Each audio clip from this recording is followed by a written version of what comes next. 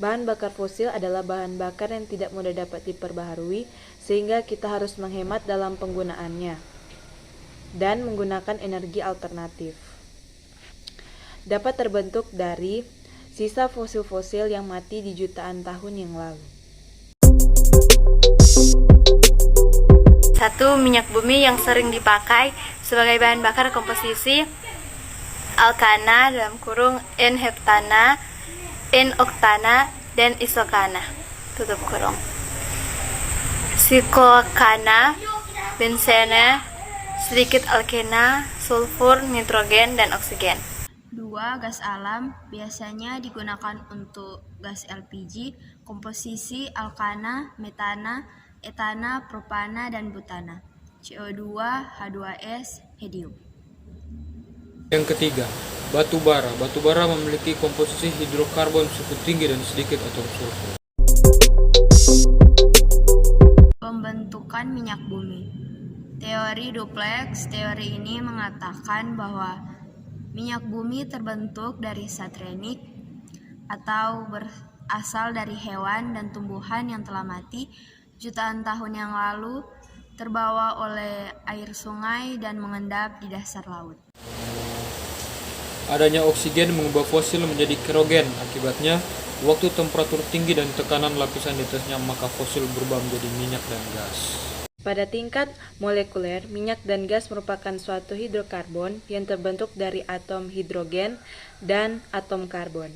Lumpur yang bercampur dengan satrinik tersebut kemudian berubah menjadi batuan sedimen yang berpori, sedangkan bintik minyak dan gas bergerak ke tempat yang tekanannya rendah, bahkan sampai ke permukaan bumi. Akan tetapi, yang paling banyak minyak dan gas tadi terperangkap dalam suatu bantuan yang kedap yang tidak mampu ditembus oleh gas dan cairan. Dan di sini minyak terperangkap dan terakumulasi ke dalam suatu bantuan kedap, di mana di atas merupakan suatu reservoir gas dan yang tengah ini adalah reservoir minyak bumi, kemudian di bawahnya ada air.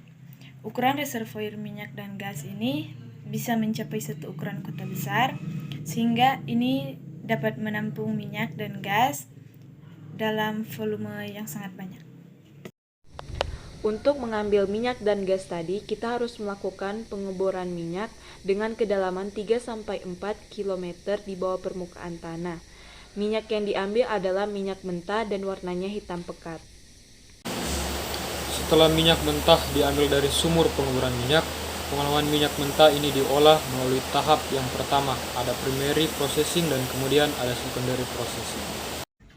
Pada tahap pertama ini dilakukan dengan cara distilasi bertingkat adalah pemisahan fraksi-fraksi minyak bumi berdasarkan perbedaan titik didih. Pada tahap kedua, minyak belum bisa langsung digunakan secara luas dan mengalami beberapa proses untuk menghasilkan suatu minyak yang bermutu. Proses yang dilakukan di sini adalah dengan perengkahan. Kemudian reforming, yaitu mengubah struktur molekul fraksi yang mutunya jelek menjadi mutunya lebih baik. Lalu tahap alkilasi, yaitu penambahan atom karbon pada suatu fraksi sehingga menjadi lebih panjang dan bercabang.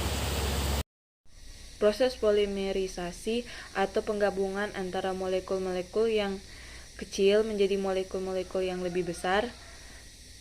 Dan yang terakhir yaitu treating atau proses pemurnian minyak bumi dengan mengeliminasi bahan pengotor yang terlibat dalam pengolahan. Contoh fraksi-fraksi yang dihasilkan dari hasil fraksinasi adalah 1. Propana dan butana digunakan untuk gas LPG. 2. Petrol atau gasolin untuk bahan bakar kendaraan bermotor. 3. Kerosin atau bahan bakar jet atau pesawat terbang. 4. Minyak diesel untuk bahan bakar bermotor yang bermesin diesel. 5. Minyak industri. 6. Bisa untuk pelumas. 7. Dan yang paling berat adalah fraksi untuk aspal untuk pengeras jalan. Jenis-jenis bensin dan mutu bensin. Yang pertama premium dengan angka oktan 88. Yang kedua pertalite dengan angka oktan 90. Yang ketiga pertamax dengan angka oktan 92. Dan pertamax turbo dengan angka oktan 98. Angka oktan digunakan untuk menunjukkan mutu suatu bensin. Semakin tinggi bensin, maka oktan mutu bensin semakin baik dan ketukan mesin semakin kecil.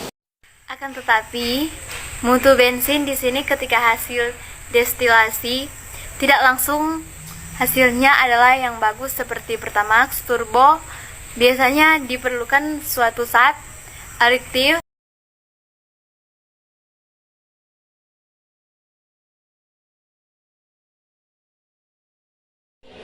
Sekian dari kelompok kami, terima kasih.